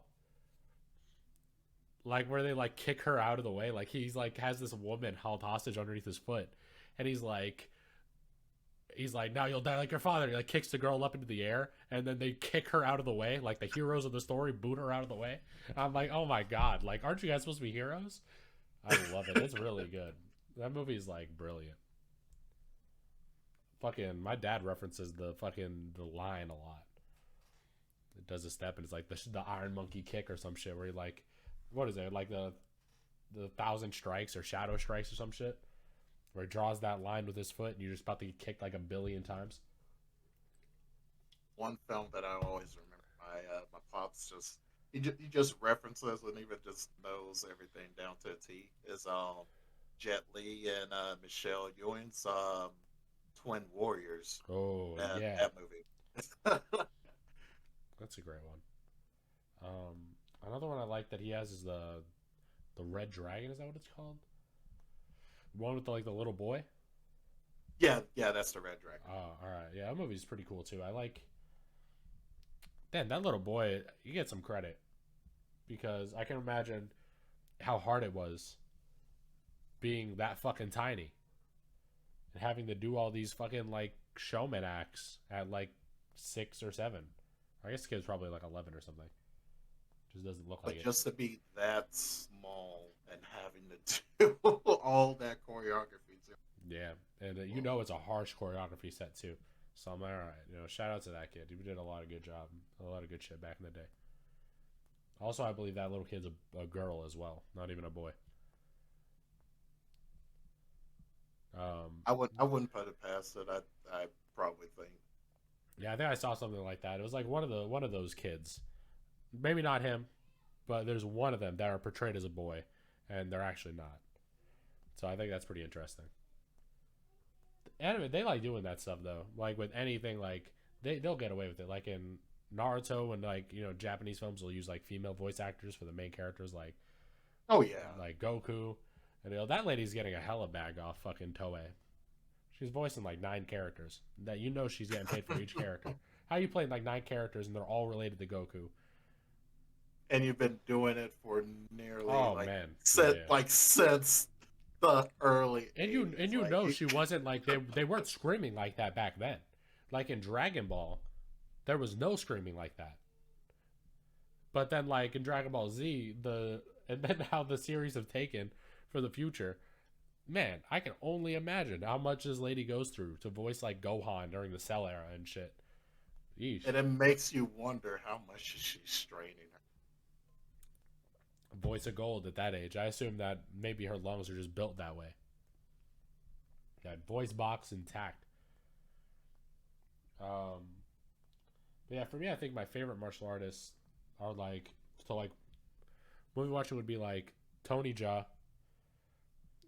Scott Adkins has really good movies too. I really like his performances are usually really great. People do not give him enough. He really does good. Yeah, I really do appreciate it, and I like that how humble is. He really is like, he's really the type. He's like, no, I'm not a fighter. Like people want me to fight, but I'm not. Like, cause I guess like back in the day, he used to do a lot of parkour and shit. Like in his 20s, there's a lot of videos online of him doing like big like fucking backflips on the beach and shit, like down hills and shit, and climbing hella tall buildings. I'm like, all right. So he's always had this kind of stamina.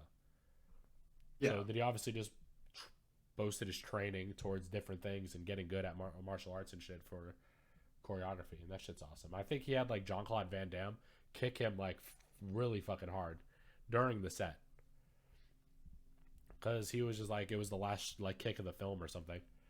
He was like, fucking do it as hard as you can, and then he got like Because fucking I think booted during super the far. during the time when they were doing Undisputed, I do remember there were interviews where he did just had like this intense training of what he was describing. He did a combination of John Claude's back in the day, and then also a little bit what Donnie Yen did too, because he was speaking to Donnie during that time too. Yeah, Donnie Yen's on my list too. Of people I love their movies so much. Like I like Flashpoint a lot, because I've never seen someone do a sliding German suplex that fast. It is so damn fluid too. It was really fucking fluid. Like I saw that shit and I was like, damn, that's the standout I've ever seen in Donnie Yen's career of like a move change that was like so crazy, so fast. He like basically slid. Like if there was green screen skateboards, I wouldn't even put it past that. I'd be like, damn, movie magic, because he slid really fucking far on that like the sprawl. He like slid, did like a 360 rotation, got behind him, and then slammed him. Like that shit's so sick. So Donnie Yen always has like great movies. He might have even inspired Sleeping Dogs by itself. I'll be honest, I really feel that's where they just got inspiration from. Yeah. And they're still attempting to try to do a movie of that. I'm like, if you guys want to do a movie of that, I don't care. Just get Donnie Yen involved. It's interesting because like Donnie Yen, he's so good at movies that I'm let down if he fucks up. Like if the movie's not good enough. Because how I feel is like, what is it called? Big Brother. It's a movie he came out with more recently. That movie was bad. I was like very disappointed at that movie, because I thought it was gonna be like the whole I thought the whole movie was gonna be like someone's in trouble. He's obviously mentored them in the past or something, or was their older the person they looked up to, and he had to step in to defend them against like a school environment or something. And I thought it would be like some kind of like Justice, like fucking the video game, where like the first mission you're in this fucking high school and you're just beating up kids. I was like, make these kids in high school, make them 18, legal to get their ass beat, and make it some kind of movie like that. Very little Big action. Brother, I still don't know what their goal was with them. So, because I thought it was going to be something different. Yeah, Sam, I was like really disappointed. But he's really like, man, I'm giving like what I like is like Tony Jaa and Jackie Chan's like kind of style of movie narrative. Obviously, Jackie did it first, with the idea where he's playing a person who's fresh, knows no martial arts, learns Always during the movie. Underdog. He's always the underdog. He always doesn't know shit. He's treated badly, and then during the movie, he's learning, and then he slowly incorporates everything that he's learning into the movie to lead up to the final build-up where he overcomes the goal with And he's now being brutally brilliant. getting so beat up in the Oh film. yeah, he's getting fucked up real bad. As he should be. Obviously, that's like his thing. Is that like with martial arts, you can't get it easy. You have to learn through trial and error. So I always think that's really cool. And the fact that I would like to point out too, another thing I always loved of what Jackie would do in his films. Yeah. And also Tony Jaa has incorporated this too. was Yeah, you're just talking about the fucking using breakout parkour scenes and shit, right? that, and then just using everything that's in your environment. Yeah. Just like airplanes, Jackie obviously like, did it not the even best. afraid. Out of probably anyone. You know who else does that pretty decent? Iko Uwais. For his movies like The Raid 2. Yeah. Fucking, those ones where they're more gritty and on the field. Like movies like Headshot. Super fucking awesome. I like Iko Uwais, like where there's like scenes where they're fucking fighting with like school like paper cutters that have been ripped off the hinges and they're using it as weapons and like fucking countering punches with typewriter keys and shit. I'm like, oh my lord. Like this shit looks so brutal. I do have a question for you. Now that you did also mention the Raid, do you have any faith in the Hollywood Raid? that's I coming forgot out? they're doing that. You know they're doing that for Train to Busan too? Like they're doing that as well. Yeah. I hate that.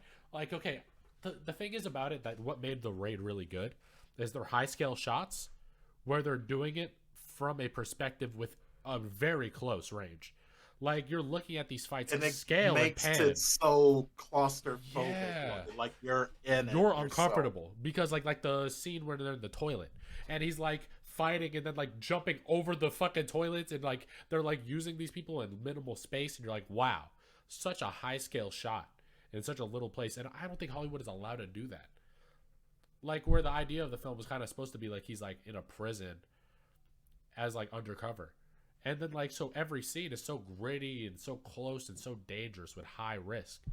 Where Well- you're literally on every shot to where he has a chance to just die. And he right does there and then. lose. Like it's not even like sometimes he loses the fight. Like you know the one in the you can only hold people off so long. And like so I'm like all right, I don't think they'll do that in the Hollywood. Like a lot of things that made that good is the movement with the camera during the scenes. Where I feel like with Hollywood they're scared to do that because they don't want people messing up. And it's like And then cost too they'll much. take shortcuts. Yeah. Which is something they're very accustomed to. I feel like if doing, you're cutting too much in scenes like that, it actually loses the surrealism that you're getting from it. Oh, it takes you out of it completely to where also it makes you disoriented. yeah. To where you don't even understand half the time what's going on in the shot itself. So I really like was super fucking interested in like I hope they get it. I'll obviously watch it. I hope they get it right, but I will fucking rip on them so fast. Cause like I'll watch it too, because I just have to know. I just really have to know how it turns out. I think Hollywood could put out good movies. Like The Iron Monk was technically like a Hollywood type production, but it has to be done with the grinding mind state of for choreo. You can't really cut it. Like Iko Uwais didn't put those scenes together in fucking a month. Those things were obviously like I think the prison fight scene outside alone was a 7-month filming of So like I when they were think fighting in one the of mud. the shots, in one of the shots, he did get injured because if I Oh, yeah. remember right, he did nearly dislocated his ankle in one of the shots too. Wow, yeah, I believe it. It's just like it's real. Like it's very like you're running really through mud, and you're basically fighting full contact in mud. Obviously, they're not killing each other, but full contact is how you film a proper fight movie. So you guys just have to, toughen up. The only other recent Hollywood film I would say that did do decent fight scenes really was, I don't know if you saw Shang-Chi at all. I have. I actually was really surprised with that movie. I didn't expect it to have good choreo. From what I found out, who was in charge of the for that, he was part of Jackie Chan's Yeah. team. Very He was in impressive. the movie Gorgeous. Oh wow. And the thing is, that was his last film too that he did, because a couple of months after that he did pass away. Damn, yo, shout out to him. I always respect that kind of like loyalty to the work, where you do something so well and you keep doing it until you die. Like that's his life. It's like So I remember he said in an interview he wanted to get it as close to those shots as possible of what him and Jackie did and other martial arts films, where it's just a fight alone, as minimal cuts as possible. And he said he fought tooth and nail against a lot of the higher execs, yeah. because they kept trying to butt in. You can't rush it like that, and it sucks that they like that's their thing. Like with the Train to Busan, I'm sure that the idea of it is going to be spectacular in terms of like the quality and production. Outside of it, like I don't like to use the term whitewash. I think that shit's bad stupid. But when you literally like butt in and change the whole demographic of why, like in America, we don't use subways like they do in Asian countries. Like so, and then we don't have bullet trains like that in America. Like it's very rare. It's probably a big city thing only. So in Asia, like obviously the Train to Busan makes sense. They use high-tech trains, and it's very large. They use it everywhere. In America, it's going to be like what? Fucking like, what's the name of it? I think it's even like, it's like train, or like, it might even be like subway to whatever, to New York or some stupid shit. I think is literally called. Because the only examples I can see, like just for us in America, would just be the subway, or even some of the trains that you see out in Chicago. Yeah, And but it's like rare. it's weird. Like that's why they want to do that. Like with the raid, obviously, like you'd have to break it down by concept. Where the raid in concept is just a guy who's going undercover inside of a criminal organization, in as a part of his job in order to be set free. That's basically the concept. They're just gonna have to break down to itself. I doubt it's like in the raid. What made it really cool is the boss characters that you come across, where like there's these bad guys that use the bat and the hammers. That scene is super iconic. Like I love seeing like the fucking dude with the bat like hitting baseballs at people at like fucking 100 miles an hour and killing them with baseballs. That's crazy. Very rare in a fight movie to do that. The biggest thing that I still in the raid, I believe it was in raid 2. It's the knife fight in the kitchen. Yeah, exactly. The fucking fight with like this dude who's doing some fucking like Russian ass fight style with the blades. That shit's super cool. God, and they're both just slicing each other. And it's back such fluid. It's such fluid action scenes. Obviously, the knives aren't real, and they're practical effects and shit. But it's beautiful. Like you would swear the tension was very like okay. I think during that scene there was like this fucking sick ass like slam that he does on like the fucking face of the grills or some shit. And it was like the fight scene's so classic that I'm like wow. And you can tell, okay, both of them is like they're running out of gas, and Yeah. they are like trying to find the quickest way as possible. And obviously to they're both kill each using other instant off. kill weapons in a sense that if you get one appendix slice or one like actual really important ligament, then the fight's over. Then It's you lose. over. And those type of blades is literally what it's made for, is to slice ligaments and fucking different parts of your body. And that's so interesting that they're using that as like, and they're countering it. They're trying to like deal with that. Like, fighting movies should be over the top and still remain within real life at the same time. Like, obviously, the knife fight shouldn't be like I would say like you can't really make those realistic. Where like samurai movies, the only time you can make them realistic if it's storytelling. You can't make a samurai movie where every fight ends in one slash, like real samurais. Their fights lasted 2-3 swings at most. Mm-hmm. So like in anime and shit where they have these lifelong knife battles, and it's like, all right, like relax, buddy. It's not that drawn out. But then fighting movies, you can't have it end so fast, but you can't also have it so it's like disproportionately unrealistic. Like that's what Ip Man 4 kills for me. Is that like the main bad guy would get beat up by someone else for like 10 minutes, no scratches, no nothing. Ip Man shows up and now the guy's like bleeding. He has like hemorrhages bleeding out of his head. It's like, what happened? That's one strike difference. I don't know. That's fighting movies are really good at that usually, though. It kind of feels like nowadays, the more I think about it, it feels like it's. Have you kind of noticed this as beginning to get smaller and smaller with certain directors that actually understand a lot of those films too? It's starting to get smaller. It's what I started noticing. Smaller how? Like in terms of like them missing over like little things that are important, or like what do you mean? The best way I can put it is more of like paying attention not only to those details of those shots like that, but understanding too on top of that, where like how you pointed out with Hitman 4, just having single strikes or anything like that, and the guy just explode and bleeding or anything like that when it's not really going to happen like that. Yeah, I think usually that goes down to you can tell who's good and who's not at directing fighting movies. Because with Hitman 4, I noticed a lot of flaws. Like even with the Bruce Lee, right? There would be shots where he does a kick that is someplace, but then when they do the outside shot, you could tell that that's not the same kick, and that's not the same place that he kicked. And it's an entirely It's a different dude. angle. Yeah, like with him, I noticed that the Bruce Lee actor couldn't kick above his waist. He would do a kick, but the kick would be angled to like stomach, that is hitting him in like high neck. I'm like, all right, what are we doing here? Obviously, this dude's not kicking that high. Why don't you find someone? This dude doesn't even look like Bruce Lee, mind you. He's just an Asian dude that has fucking nice hair.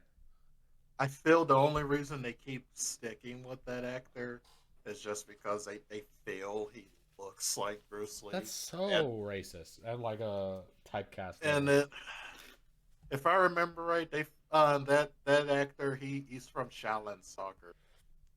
Oh, you know what? You're fucking right. I didn't even think of that motherfucker like that, but you're so right. Yeah, I think he even played a Bruce Lee knockoff in that movie. Mm-hmm. He was the He one with did the it. glasses. Yeah, that's him. Wow, that's crazy. I didn't So even I'm think like, of that. okay, so this is their Bruce Lee ticket. Ah That's man, why that's they just so keep messed up. Like with the Game of Death, I don't even watch that movie for Bruce anyway. I love all of Bruce's movies basically, but I don't like watching the one where he died because I don't like Bruce Lee. I never liked Bruce Lee, and I never will like Bruce Lee. I probably beat Bruce Lee's ass in real life. I don't give a fuck about Bruce Lee. I never really liked Bruce Lee or even Dragon. Like those two specifically. Yeah. I don't like that much. How'd you feel about the movie that had like the Shaolin monk versus Bruce Lee? Same actor, I'm pretty sure. Yeah, it's the same actor, and even that. God, I would say that- Jackson. that- I think what was his name? Jackson Wang, or no? I think that's the dude from Got 7. That's definitely not that the dude. movie is such a coherent mess, and It's even so those that were there for the actual fight in itself, and they just sit there and just straight up tell people that kind of way that film portrays that fight only. I heard that fight lasted lasted literally- very like under a minute. Level Yeah, fast. it was under a minute, and Bruce there was thought he only- won, and then he said he could have won faster. If and it was in Go 4 or ahead. 5 strikes is when that's how it ended. Yeah, Because a lot of them during that minute fight, that's how the way it was described. Both of them were just on the defense that entire time. yeah, that's really like the way that it's funny because I think the dude that played the Shaolin monk did a way better job at like choreo than the Bruce Lee guy. Like when I was looking at his moves, I'm like, look at that move that he just did. That's so sick. Like he's so stretched out. He does a lot of work. But then the Bruce Lee guy, he can't even kick like that. Like, bro, you might as well slip in literally anyone that can do like minor kickboxing over this Bruce Lee guy. The one person I kind of feel at this point they could have just easily grabbed, who I felt who actually did a decent job as Bruce Lee was Jason Scott. Exactly. That's who I thought a lot too. I was actually going to bring that up. He has the best Bruce Lee movie, I think, ever. And it's not like he looks like Bruce Lee, but it's more in how he portrays his mannerisms. That attitude, and how, yeah, everything it's great. was so on the. Like, I love watching that movie. Like, where he's, like, at the gym. As that's what I think. I think of 2 scenes a lot. The one where he does a backflip off the wall. And then the one where he is fighting in the gym. And the guy's like, he probably calls him the fucking racist C word. Like, what's up, you fucking Chinese dude or whatever, and then they're like, all right, bro, you want me off this machine, fucking, or some shit. Where it was like, what was it, working out on like a weight machine, and he starts fucking up people. Yeah, I'm like, this shit's so sick. 'Cause I can imagine that if you're like back in like more racial tensed periods where there'd be certain things that if you break from the norm, people might call you out and try to like, expose you. Like, get out of here, you fucking loser. You're not allowed in these parts anymore. Bruce was like, fuck you, bro. Let's see what's up. During that period, like, obviously, like, that's, like, Bruce Lee kind of even breaks, like, I think, even, like, racial stereotypes in terms of, like, what you think an Asian male would do. Like, obviously, when they went to punk him, he's not a punk. Like, is what they think Asian dudes would be. And that was ironically, that was also his issue with Quentin Tarantino, which a lot of people didn't know. Like, that's how Quentin kept treating him. It's why also Bruce just never gave him a time of day at all. And obviously, he's a great director, but that doesn't mean, like, Bruce Lee's been making great movies before Tarantino's existed. So, no matter how good he is, he's like, I don't need to undermine myself. That's another reason why, like, Dumbfounded, if you know who that is, that, like, he's like a rapper, but he never went on Wild and Out because they wanted him to do, like, Asian stereotypes. And he was like, well, I don't want to fucking typecast myself in order to get on a platform. Especially if he's already selling out shows. What the fuck do I need you for? I'm not going to undermine my own values for... Because all that's just going to do is just make people think, okay, I'll just sell myself short for the money. Yeah. This guy muscled him in terms of, like, money, so maybe we can get him to do this. And I think it leads out a pretty dark rabbit hole in, like, the film industry and shit. You probably don't want to ever cut yourself short, even if that means you don't go anywhere. Like people like Patrice O'Neal, who never went with the times, who always said, I'm just going to keep being myself. And if I fail, I'll fail myself. And like, I remember this quote that he said where he's like, when I'm not filming, I just look at the ceiling fan and I just watch it spin because I know that somewhere there's someone trying to make my ceiling fan stop spinning. I'm like, damn, that's crazy. Just like the idea where he's like, just being himself would make people want to stop him getting anywhere. So I just went it. It's like, that shit's interesting to me. But it's good that there are people still willing to like throw away money for what they find honorable to themselves and their self-worth. Yeah, for sure. Because we definitely need more people like that in today's world too, especially. Yeah, that's true. But I guess we'll end it here. This has been a long talk. I appreciate you having this talk with me. I appreciate it too as well. That's pretty fun. Honestly, if my internet was better, I'd fucking try to play you more often. Because I guess I won't bring. I forgot to bring this up. You stopped me from getting my first ever top 8. Fucking yeah. I was like, damn. I was not trying to fight Lei that day with the Gigas matchup. I was like, nah, we're not doing that today. So the way you play is hella different than, like, because I think that same tournament I like washed Lucho Han like crazy. So then I was like, when I fought your Lei, I was like, all right, this is not the same matchup. Let me swap to someone that I'm more comfortable with. And I was like, damn, this guy is not like willing to like just go in willy nilly. Yeah. He's actually he's just doing the wait and see game. Yeah, that's why I think like Lei's like when people bring up Lei is an easy character to fight. But I think with Gigas he really struggles against patience and then willingness to mash in certain situations. Because like his damage calculation for mashing is very like he doesn't get much if someone mashes at good times. Like, he'll lose situations and trades if he gets mashed at the right time. So, like, with the way you play, like, Lei players like doing strings. They play playing illegitimately. And you play very fundamentals. You're like, you and, like, Shy the Ruler are those type of Leis. Where I'm like, all right, these guys are willing to take their time. Not do strings all the time. Not put themselves in stances randomly for no reason. So, they're waiting for you to kill yourself. Or they're willing to get timed out and just win the slow game. They don't give a fuck. And I'm like, damn, I gotta give the credit. Okay, it's a beef set. That's why I have you on here, to expose you.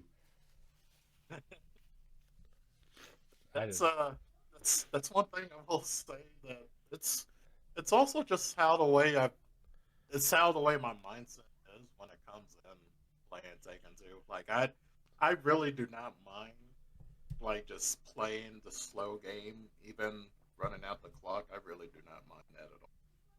I know most people hate that, but I really do not mind. Nah, I'm pretty cool with that too. I think in general when you're playing, like, because like with Lei, he has a play style of keep out where you can start doing haha steps, engaging range differently than other characters, especially if you're doing it mad real. I think back 3+4 is not even the real way. I believe there's another way to do a haha step off of back 3, and that's the real way. Mm-hmm. So I don't even know how to do that way. I haven't like went out of my way to learn it. That way, I can do it somewhat consistently, but I'd rather just do that other way, just mainly just because I still get the same amount of space that I normally get, but I also still get to be able to duck highs. Yeah, that's true. I think the back 3, I think that way is only better up close because of its stance canceling time. I've seen it used a lot, like because like that's like what the Tekken Tag 1 way is, like going off back 3. That's like the classic way. That shit's really cool looking. Yeah, where Gigas, he obviously does that as well, where he prefers to wait out people unless he can roll through them. And that's what kind of sucks, is that when people that are really solid fundamentally, it's when it's harder to open up. If you have one big low, and then all the rest are mids that are punishable or slow. So it makes it really interesting trying to open up good players.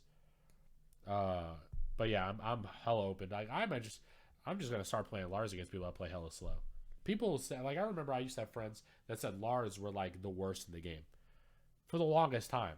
And I was like, how? If you have like top 5 movement, if you have pokes and all this shit outside of great standout moves, you don't need that to be like mid tier. I think movement and neutral is the most important part in Tekken in general. Oh, I've always sit there and tell people that always claim that Lars is like so bad, this and that, but he has like all these tools too as well, and I always point them to one single player that I always get amazed. Just so I'm is guessing L-Train. L-Train, interesting. Like, but that man's whiff punishing is just so out of this world. For me, who fucking blows me out of my mind is K-Dash. And the way that he comes up with setups, K-Dash too. I fucking love it. I remember I told him that in real life. Like, I was watching him play, and like, I fucking was at Atlanta in the Secret Garden event, and I was like, "Wait, you're K-Dash, right?" And he's like, "Yeah." I'm like, "Dude, I fucking love the way you play. It's so sick." Like, I remember I played against him in a 1-to-5, and he did this wall setup where he ends the wall combo with forward 2, and then he forwards into silent entry, but he's behind Gigas. I can't see him at the wall. He's behind me. Oh, interesting. And I'm like, so he's using silent entry to be behind me because my shoulders are big. And now he has 2 options: mid, low. I guess he has like the low from silent entry, or the 3, where he'll launch you from behind if you wake up. I'm like, what a bitch ass combo. That has to be a specific Gigas setup on big body. It's interesting. I think it's a big body only, but I've seen him do it on smaller bodies. It's just less consistent. Huh. Like when they use like while standing 2 down back to get the silent entry at wall, and then he'll do like the back version of it where he steps away, so then it whiff punishes anyone who does wake up attacks. I'm like, what a brilliant fucking like route of setups, where it's like at wall you're not allowed to do anything technically, and then he also has wall resets, like down 3 1+2, we'll just pick them up off floor and then hit them twice naturally. So it's like, all right. So he has all these moves that hit on floor if you stay down. So you got to get up. But so if you try to get up by attacking, he'll dodge it. So then you have to get up and just tech roll, and then you get mixed. So it's like has this like weird triangle of ways you're supposed to deal with Oki that he can shut down if he guesses right. So it's like characters like that are super cheap. Damn, I guess I said I was ending it, then I talked about Tekken a lot. My bad. Dude, you're all good, man. But yeah, thanks a lot for your time. I guess the one thing I'm gonna ask is If you have anything you want me to put at the beginning, because I usually like doing like a promotional trailer on the like during the intro, like right after the intro, as like a promotion of people's stuff that they're working on. So if you have anything you want me to put in that like time slot, let me know. Or if I can make it myself by just going through your videos. Whatever you want. Oh, I could send you a little teaser that I am working on here, and this one, since we did already talk about Fakaram and everything, I'm gonna be going over mainly just the key main differences of Bruce and Fakaram's Muay Thai, mainly their in real life counterparts, like just the distinct styles between those two. Yeah, I've been fucking learning so much about Muay Thai, so it's really interesting. I've been fucking delving back, way back in the day for Muay Thai. That shit's so cool. And I guess before we leave, we should get the intro out of the way. I didn't end up doing that.